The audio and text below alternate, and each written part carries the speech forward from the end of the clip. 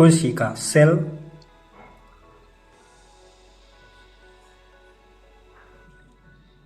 What is cell? Cell क्या होता है? कोशिका जीवित जीवों की संरचनात्मक और क्रियात्मक इकाई होती है।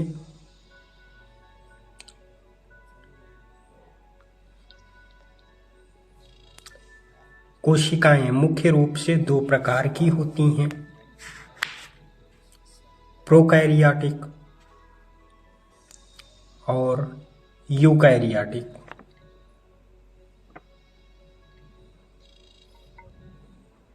कोशिका की खोज एंटोनियो वॉन लीवेनहॉक ने की, जिन्होंने सबसे पहले लिविंग सेल्स को देखा।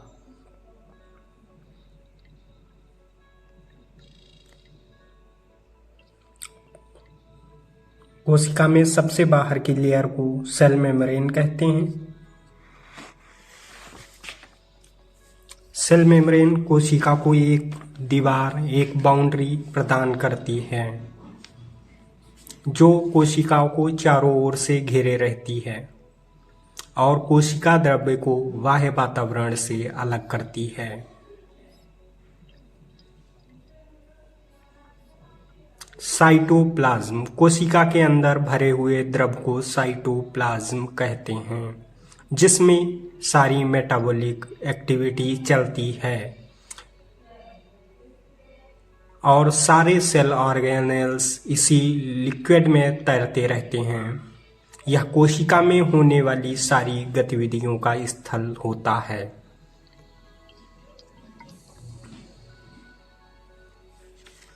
इसके अलावा इसमें बहुत सारे सेल ऑर्गेनेल्स पाए जाते हैं। उसके बाद में है, जिसमें सबसे पहला है गोल्गी अपरेटस। इसे गोल्गी बॉडी भी कहते हैं। यह मुख्य रूप से ग्लाइकोलिपिड का निर्माण करता है और वेसिकल्स के फॉर्म में इनको बाहर भेजता है। यह एक पोलर बॉडी होती है जिसका डायमीटर 1.0 माइक्रोमीटर होता है।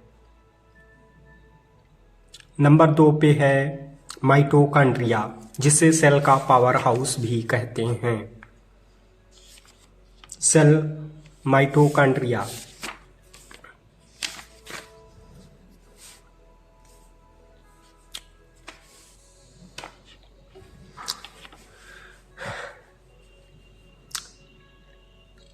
यह डबल मेम्ब्रेन से घिरा होता है, जिसके इनर मेम्ब्रेन पर कुछ उंगली जैसी संरचनाएं पाई जाती हैं, जिन्हें क्रिस्टी कहते हैं।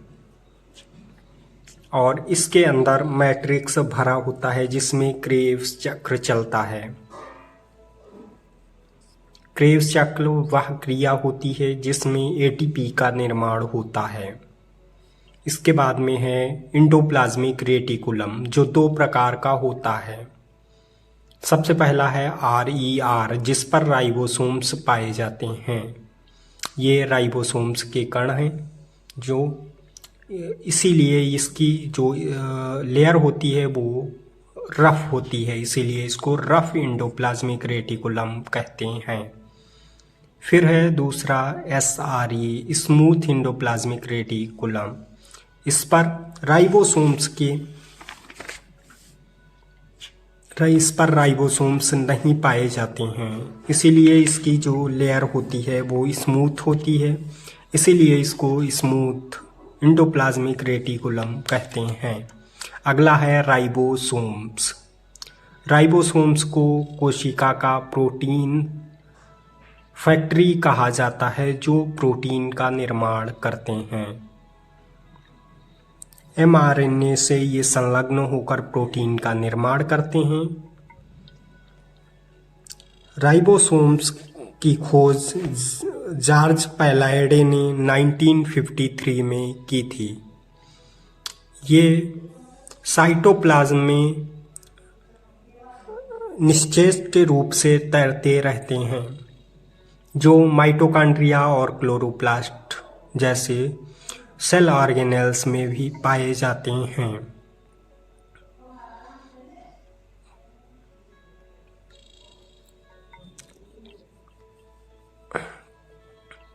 इसके बाद में सेल का मास्टर ऑर्गेनेल्स न्यूक्लियस में न्यूक्लियोलस भी पाया जाता है और इसी में क्रोमोसोम्स पाए जाते हैं।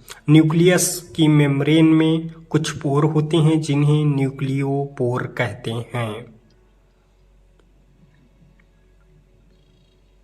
इसमें क्रोमोसोम जो एक्स के रूप में पाए जाते हैं। क्रोमोसोम में ही जेनेटिक मटेरियल पाया जाता है जिसे डीएनए कहते हैं। इसमें न्यूक्लियोलस होता है। न्यूक्लियोलस में ही आरईआर राइबोसोम्स का निर्माण होता है। इसको एनओआर सिंथेसिस सेंटर कहते हैं।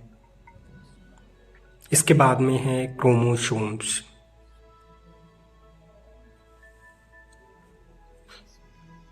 क्रोमोसोम्स जहाँ पर बंधा होता है उसको कहते हैं काइनेटोकोर या सेंट्रोसोम।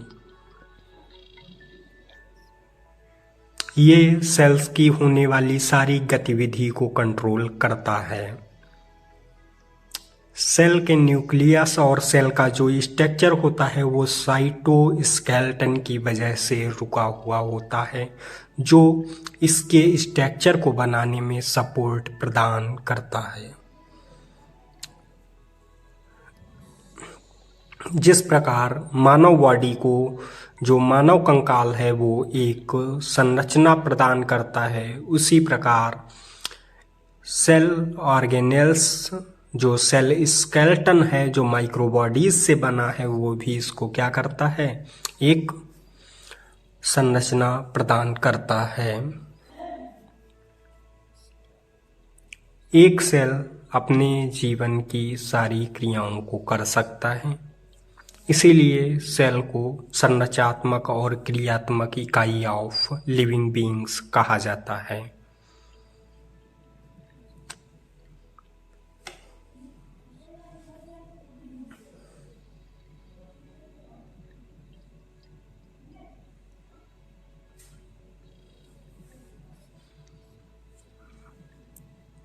आई होप आप लोगों को 3D मॉडल देखकर सेल के बारे में बहुत कुछ समझ में आया होगा।